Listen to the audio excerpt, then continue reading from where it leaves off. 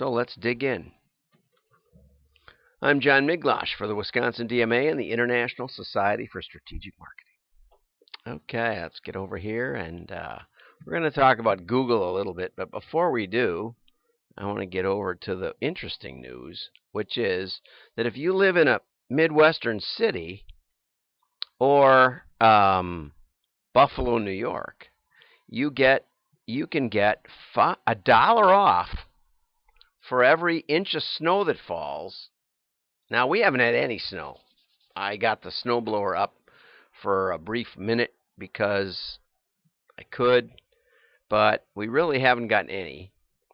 And it melted. We're supposed to get 5 or 6 inches. But, if you bought a case of beer and you got $5 off of it on it, I think that's pretty good. So, if you live in that kind of city, then God bless. I'm monitoring the stream and I'm not seeing it. Oh, there I am. Okay. This technology is there, but it's not. Yeah, there we go. Okay, so now I see you. Now I see you. Now I don't. Right. So there I go. I already got sound. Okay, now I got to close this down because it's too big. Okay, so I'm all set. It was a disaster this morning. I had to shut down all the windows and bring them back. As usual, right? And the light is funny, a little bit funny, because I broke everything apart to put a new memory in. It's just a constant state of flux. One of my professor friends said, "Oh yeah, I used to do live lectures, and I had 6 people helping me get going on time." He said, "How many do you have?" I said, "Less than 6."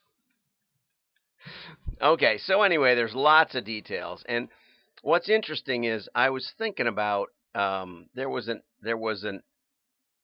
you got to go online. Green Bay is listed, but Milwaukee isn't.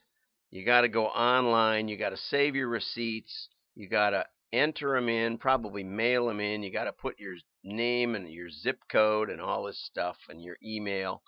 And it's limited to $3 for or $30 to the entirety of the time. And as one Wisconsin tweeter said, last year we had 6,000 snow days. Where were you, Busch beer? That was true. We had more snow last year. This year we haven't had much at all. It's been really kind of balmy, highs in the 30s, and you can basically go around in t-shirts and shorts for those of you who aren't in Wisconsin. Okay, so let's go on.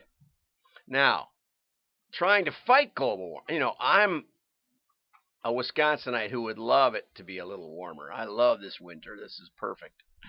I can stand winter if it's not below zero with a 25-degree below wind chill where your pipes freeze and your furnace stops working and all kinds of other stuff. But whatever. Whatever. Microsoft wants to put an end to that and go back to the bitter cold winters of the 1820s and the time of Dickens. 1800, whatever. So they're gonna remove its entire carbon footprint that it's produced forever. Now I'm sure they're not taking into account the little heat engine I have over here next to me that's running my show and all the computers in the world that they made the world safe for computers and for idiots. We probably have 20 computers in our house, at least that, somewhere, and I've got probably 40 here, and not counting the Blade server that And so it's like, okay, that's nice. And how are you going to do that anyway? We're going to have electric cars on our campus by 2030. And, part of the reason I want to talk about this is because, George Bush signed some energy independence bill that banned the incandescent lights, sort of. Some were allowed, some weren't, but basically it shut down the only light bulb company in America. So we can't make incandescent light bulbs anymore. And, we were promised the swirly bulbs, which you need a hazmat team if you ever break one. My wife actually went online and read because she did break one, and it was like you got to call the fire department and come and you basically have to move out of your house. Well, we didn't, so we're probably all getting cancer. But she said, what kind of insane people would do this? Well, environmentalists, right? They're the ones that gave us ethanol in our gas that's killing the Gulf of Mexico in the name of environmentalism. Yeah, okay, you can check that out. So anyway, Microsoft is just a stunt because you can't do renewables unless you're generating your own electricity. And how are you going to do that? Microsoft, you're going to have a nuclear power plant. But my point about incandescent bulbs is we had all this campaign to have energy efficient lighting, and let's all drive electric cars, which, yeah, they're more efficient once you're in them, but building them isn't. And generating the electricity and running it through a wire all the way to your house isn't. Half of it gets lost right there. So electric cars, there's no way they're anywhere near as efficient as putting gas in a car. Never mind. Okay, I wanted to get to this. Verizon is entering the search engine business, and the reason I mention this partly is because, I heard someone say, and do you think there'll ever be someone to compete with Google? Well, no. I think Google's going to stay forever. I think Google is going to be the boon of mankind, and it's like, oh, here. What did you find, Google? The future is going to be English grammar today. I'm going to work. Grammar tenses about going. Anyway, if you remember the Babylonian king who asked what he could chisel on the walls of his palace that would be absolutely true forever, and they came up with this too shall pass. So Google is going to go down eventually. They're going to get complacent. They're probably already complacent. Look at that. My phone is listening to me, which I don't really want. It doesn't do it when I want it. Okay, Google. See if it. Oh, it did it. Okay, cancel. Okay, that worked. I'm sorry, I lost track. Could you say that again? No, go away. Anyway, so Verizon came up with a privacy-oriented search engine, and we're not going to mention that other company with a G. And so I use a particular, let's see if this works, because it wasn't working before. I come up with I have a particular way of testing search engines, and I actually got this from Google. And the way I test search engines is I type in the word Washington. And the reason I use Washington is because it's one of the more ambiguous terms in the English language. For Verizon, one search over here, I can't see it, but it says one. You can reach the Verizon search and test it at onesearch.com. And so the first thing that comes up is the Washington Post. That's the last thing I'm looking for. The next is official tourism of Washington, D.C. Also not interested. Washington State. Washington Home. Washington State Government. Washington, D.C. Wikipedia. 30 best things to do in Washington.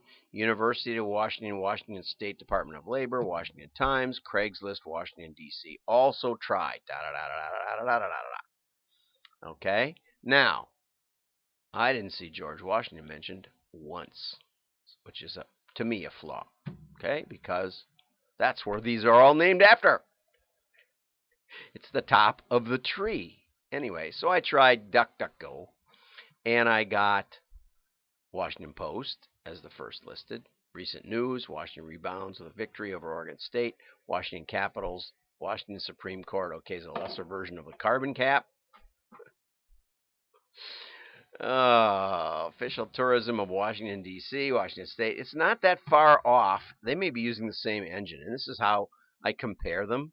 And Washington, D.C., Craigslist. Okay? So the Verizon one and DuckDuckGo are fairly similar. Now, one of the reasons I always liked Google, which is probably going to come up again, was that it gave up on trying to guess where you were going and gave you a wide variety. And in fact, back in the early days of Google, they said that. We don't know which Washington you're looking for. But again, George isn't mentioned at all, not once. It used to be. But I guess they gotten so smart about what I want, because that's what I'm looking for. I want to see George Washington. And they got a longer first page, which is probably smart. Way long. There's George Washington University. See, they have all of this, but they don't have actually George, which is kind of funny. And there he is listed last. So apparently nobody wants to know about George, even though everything was named after him. Okay? Now Bing, I actually like Bing pretty much the best. I haven't used Bing in years because Bing was famous for trying to guess what I wanted. Okay? They knew exactly what I wanted. They were the first to really do AI up the nose. Now look at this. Washington State, Washington Post, George Washington, and Washington, D.C. Which Washington are you looking for? This is a major flip. And I have to say it's refreshing. Why? Because Bing literally tried to figure out what I was looking for, and they would try and show me only that. And it was a disaster because it was never that. They just never got it right. And in defense of Bing, my tastes change. Can't I be looking for George Washington one time and Washington State another time and the Washington Generals? I don't know. Is that even? They used to be the people who played against the Harlem Globetrotters. I'm sure nobody looks up that. Okay, Google. Washington Generals. I think that's what they were called. Anyway. According to Wikipedia, the Washington Generals are an American basketball team who play exhibition games against the Harlem Globetrotters. None of the search engines brought that up, but Google does know what it's about. Okay, so anyway, so be careful with your AI and your thinking that you can predict the future. And thank heaven we have more than one search engine because they all have different strengths. I really do like Google Scholar, scholar.google.com, and a few other things. I should go over and see what I was supposed to talk about today. Oh, yeah, Verizon's new search engine. That's it. Is there anything more? Oh, yeah, cookies. Oh, I'll give cookies on Monday. But, you know, but this is part of it. This is tightly connected with cookies. We're going to track you, and then we're going to know what you're going to do. No, you don't. I don't even know what I'm going to do. Let that sink in. And on Monday, we'll talk about cookies. Have a great day. Like and share.